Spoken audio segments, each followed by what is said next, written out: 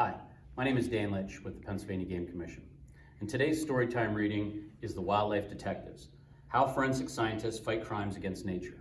This book was written by Donna Jackson, photographs by Wendy Shattle and Rob Rosinski. Mystery in the Meadows. September 18th, 1993. An eerie sound echoes through the crisp evening air at Yellowstone National Park. It is mating season, and the bull elk are bugling to attract cows, or female elk, and fend off other males. In a meadow known as Elk Park, a brawny bull elk named Charger stands at attention, steam rising from his mouth. He hears the trumpeting of a rival, a strapping young bull aiming to steal his cows. Charger's burly body stiffens as he tilts back his mighty antlers and stretches his thick neck. He lets loose a warning bugle that begins with an ominous deep whistle and rises to a hauntingly high pitch. The intruder gets the message. Click, flash, click, flash, click, click, click. A long line of visitors and wildlife photographers capture the moments with their cameras.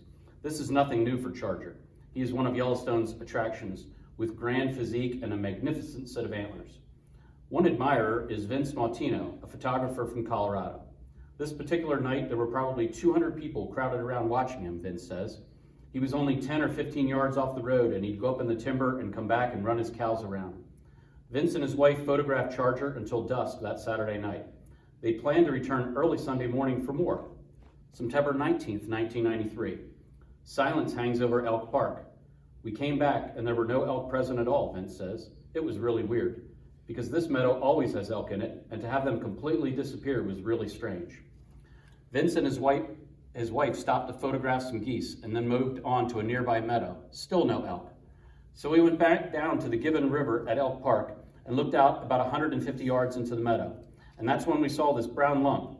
It looked like an elk lying there, but there sure wasn't anyone lying there last night, he says. Vince and several other photographers hiked to the site and discovered the body of a big bull elk lying in the grass near the water. Vince knew immediately the slain elk was Charger. Hunting clues. Photographer Vince Martino telephones Yellowstone Park officials. Soon rangers arrive at Elk Park, where Charger lies dead. We thought the elk had been hit by a car, said Ranger Mary Tabor. Then we saw the bullet holes. Park rangers secure the area and begin investigating. First, they examine the elk. The animal was lying on its left side with its head towards the north. Tabor describes in her report, the antlers and skull cap had been removed. All the other body parts were intact. There was a large puddle of blood on the ground behind the animal's withers and a small puddle below the head wound. Closer observation reveals that Charger had been shot at least 3 times. Twice in the body and once in the head. Rangers remove 2 bullets from the animal's body and send them to the Wyoming State Crime Lab in Cheyenne to be identified.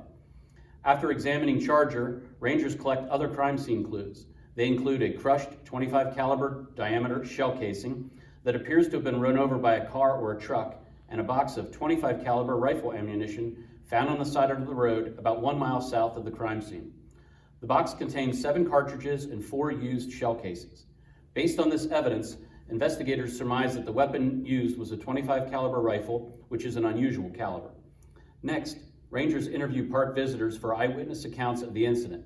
They ask questions such as, when was the last time you saw the animal? Was anyone unusual in the area? Did you hear any gunshots? Campers at Norris Campground, about 1.5 miles away from the crime scene, say they heard at least 1 shot at about 8:30 p.m. on Saturday night, but they did not report it.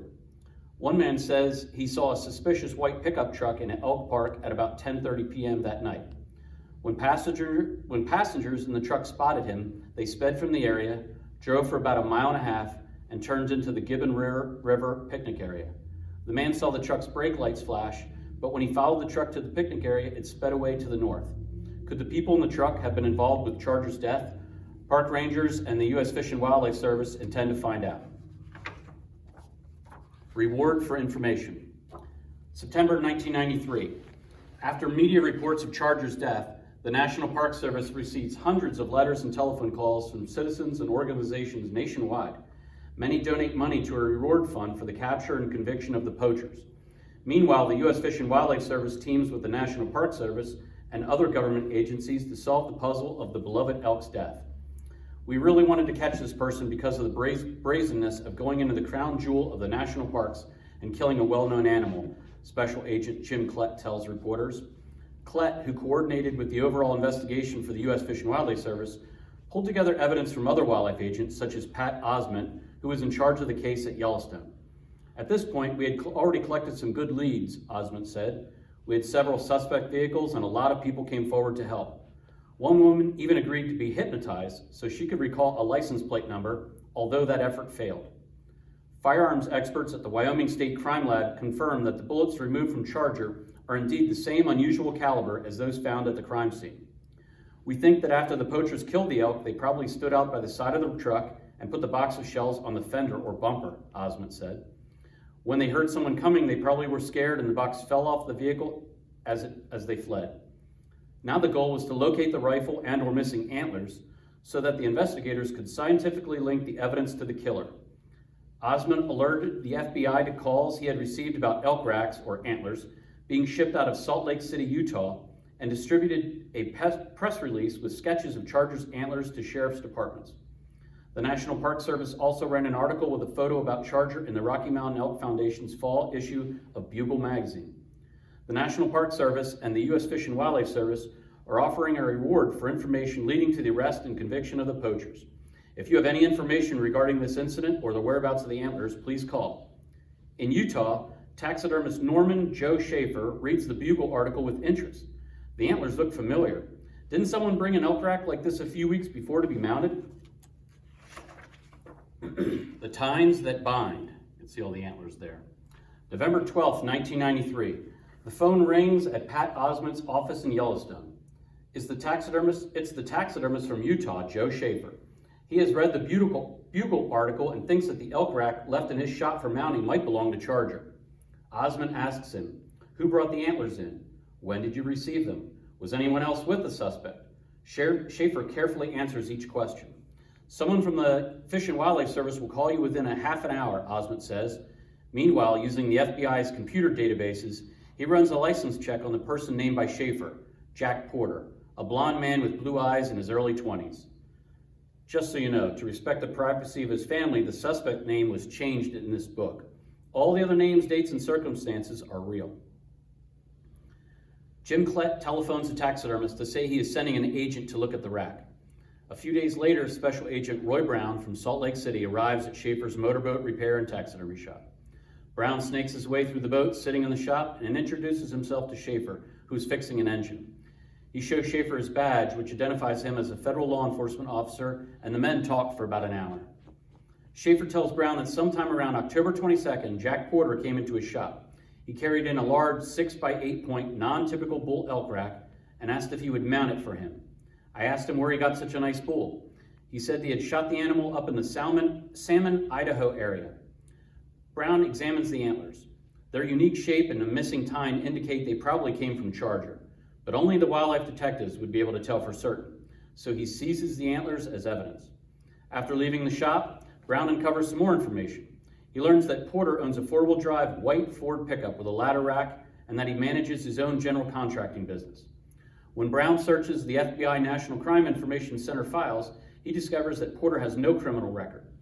He then reviews the databases at the state fish and game agencies and finds that Porter holds licenses to hunt deer in Utah and to hunt elk in Idaho. Once the background check is completed, Brown contacts Pat Osment back at Yellowstone. It's time to pay a visit to the suspect. Antlers and alibis. December 2nd, 1993. Investigator Pat Osment from Yellowstone joins Agent Roy Brown in Salt Lake City to meet with the suspect, Jack Porter. Where were you when the elk was killed? Brown asks Porter, and how did you come upon these antlers? Porter says that on September 18th, he and an employee went to Idaho to repair a roof. While he was there, he needed some supplies, and he called a friend. Later that evening, the friend returned his call and invited him to go elk hunting. That night, I met my friend at the Sinclair gas station, and we dropped off my truck at his house, says Porter's official statement. Then they drove to the mountains. Early on the morning of the 20th, we rode the horses up to the area we hunted.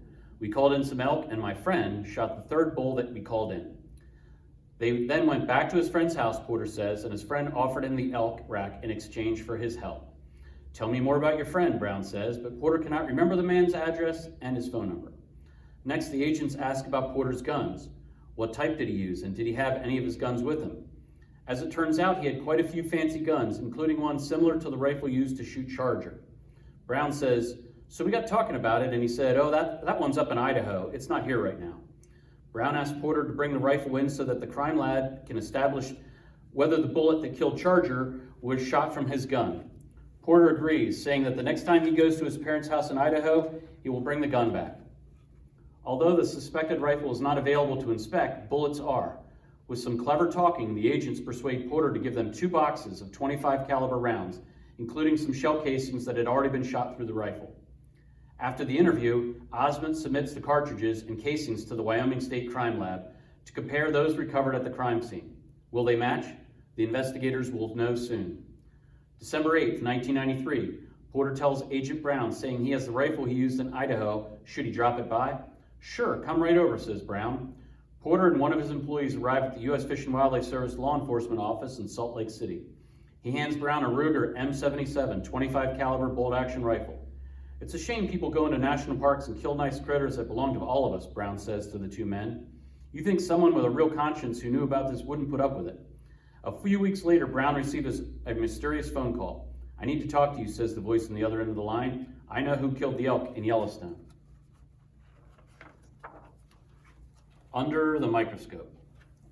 January, February 1994. A series of packages arrives at the U.S. Fish and Wildlife Service Forensics Lab in Ashland. One box contains the frozen head of a bull elk, the second, a pair of antlers attached to a skull plate. The third holds 11 35 millimeter slides and 3 photo negatives of a bull elk. All involve case number 1197AP, the slaying of Charger the bull elk. According to the background information included with the evidence, the elk had been shot and killed in Yellowstone National Park.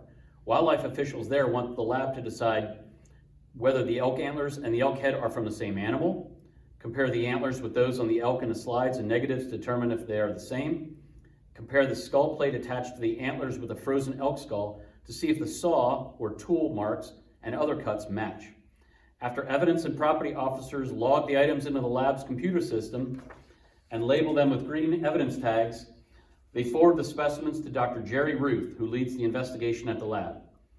On February 9th, Dr. Ruth sends tissue samples to Dr. Peter Dratch, a forensic serologist at the lab who analyzes blood and body fluids.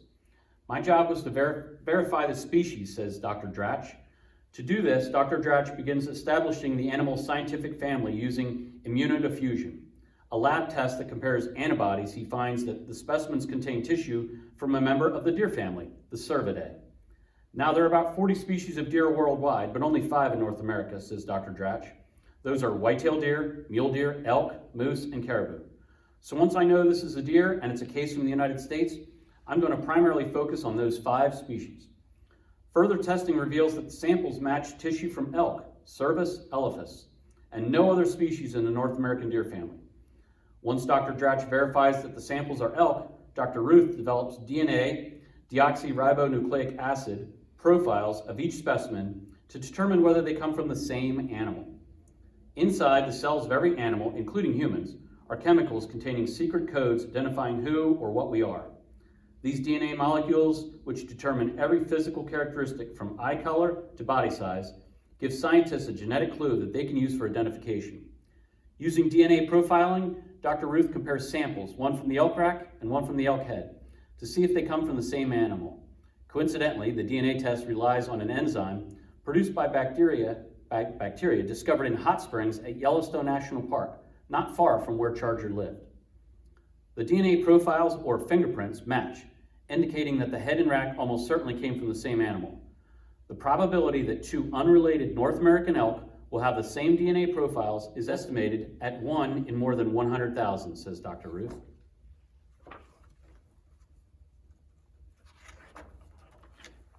The match game.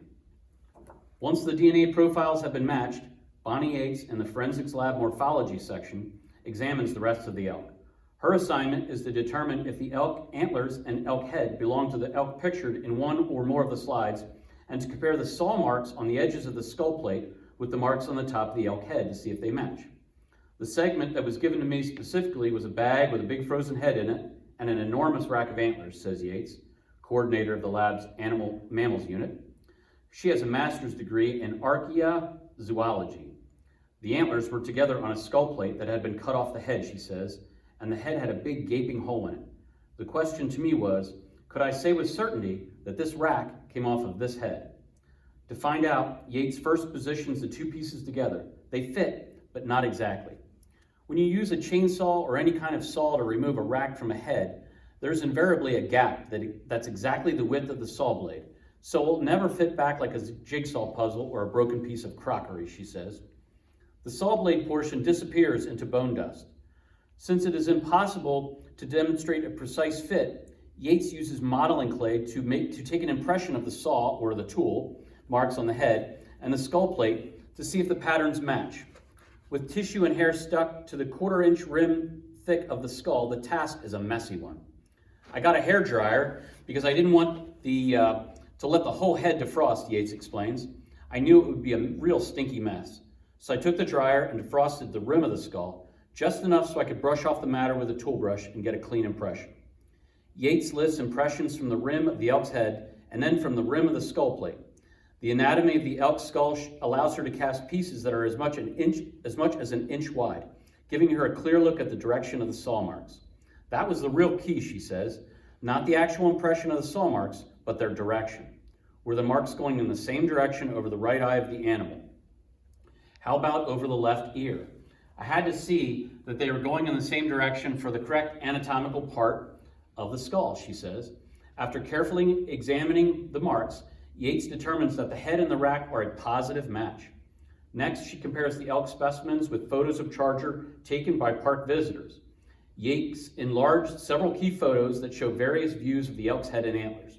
Then she positions the antlers to match some of the views in the pictures and photographs them for comparison. The rack wasn't too difficult to match because it belonged to a big bull elk, and the older bulls get, the more individuality their antlers have, Yates says. This one had a lot of smaller points, including a ring of small tines called a little royal. Yates quickly made a positive identification. The rack of antlers confiscated from the taxidermist shop matches the antlers in the photograph. Last chapter, the unraveling. February 1994, while the wildlife detectives were examining evidence from the elk itself, the Wyoming State Crime Lab was studying the rifle that Porter had delivered to Agent Brown. Using a comparison microscope, two microscopes hooked together so that two objects can be viewed simultaneously, firearms expert Bob Christensen compares bullets and casings test fired from the rifle with bullets and casings found near Charger. He finds that the markings differ. This rifle did not fire the shell casing recovered in Yellowstone National Park. But if this was not the rifle that killed Charger, what rifle was? Could it be another one that belonged to Porter? Forensic tests point in that direction. They reveal that some of the casings that the agents collected from Porter's apartment had been fired from the same rifle as casings found near Charger. Fortunately, at least one person knows the location of the real murder weapon. It is the mystery caller. I can't stand this, the caller tells Brown. He's been bragging about how you guys would never catch him. The informant says that the poacher is hiding the rifle he has used until the situation cools down. Brown immediately obtains a search warrant for the residence of Mr. Jack Porter. March 8, 1994. From Pat Osmond's running log of the case, warrant was executed last night. Went well. Got .25 caliber rifle, casings, and box of shells. Also 7 spotlights, a Franklin planner, wife's journal, and 1 videotape. When we seized the gun, he knew the gig was up, says Brown, finding Mrs. Porter's journal also proved valuable because she had kept a record of their activities. The journal reveals that Porter was a pretty regular poacher. He did a lot of spotlighting, says Brown. That's when some poachers shine a spotlight on an animal so it will freeze and become an easy target.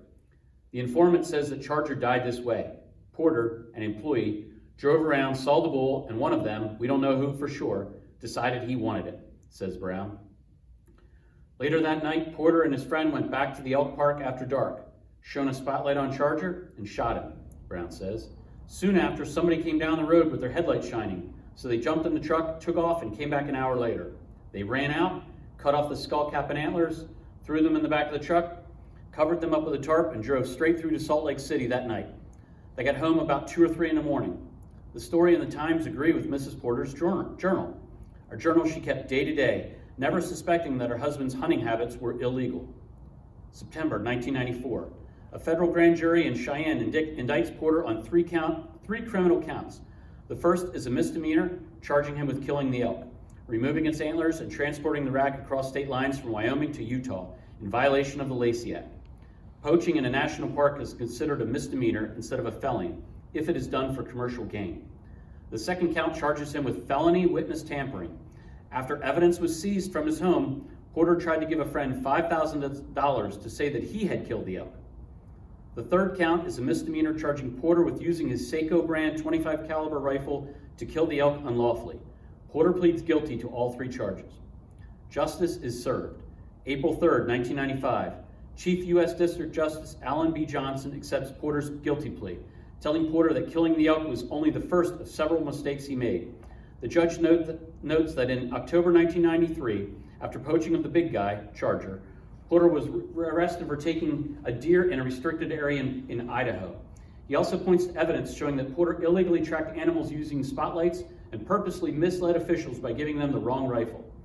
These are all things which you are going to have to search your soul about, he tells Porter.